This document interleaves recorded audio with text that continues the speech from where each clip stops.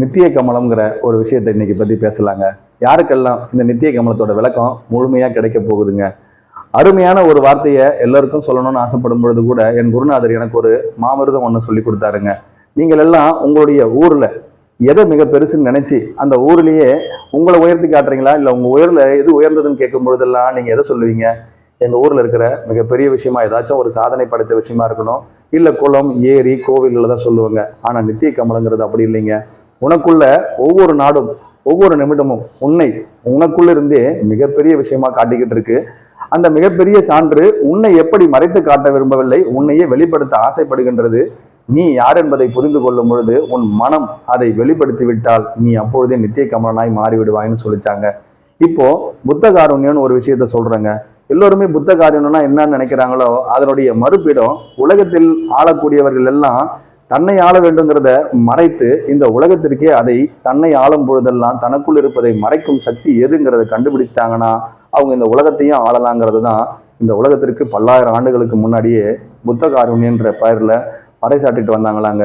வருங்காலங்கள்ல இருந்த ராஜாக்கள்லாம் அதை ஏன் முழுமையா சேர்க்க முடியலங்கிறதுக்கான காரணம் பின்னாட்கள்ல வந்தவங்களுக்கு அதற்கான முழுமையான பொறுப்புணர்வு எங்கிருந்து இருக்கிறது, எப்படி வெளிப்பட வேண்டியங்கிறதுக்கான முழு தெளிவையும் தன்னுடைய குருநாதர் சொன்ன ஒரே ஒரு விளக்கத்திலிருந்து மாறுபட்ட விளக்கங்களை எடுத்துக்கிட்டாங்களாங்க.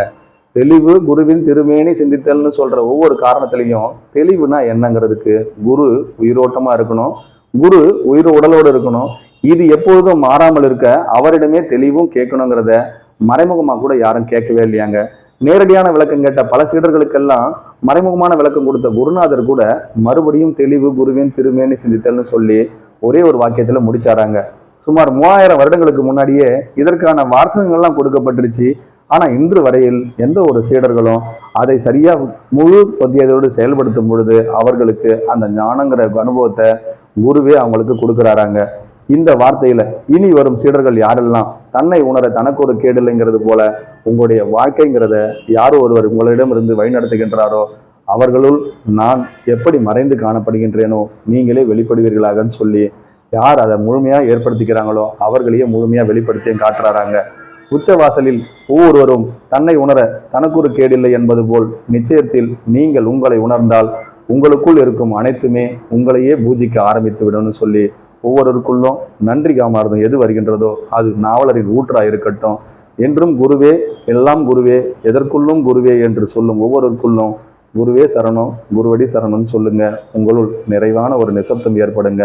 நித்திய கமலமாக. அனைவருக்கும் குருவே சரணங்க.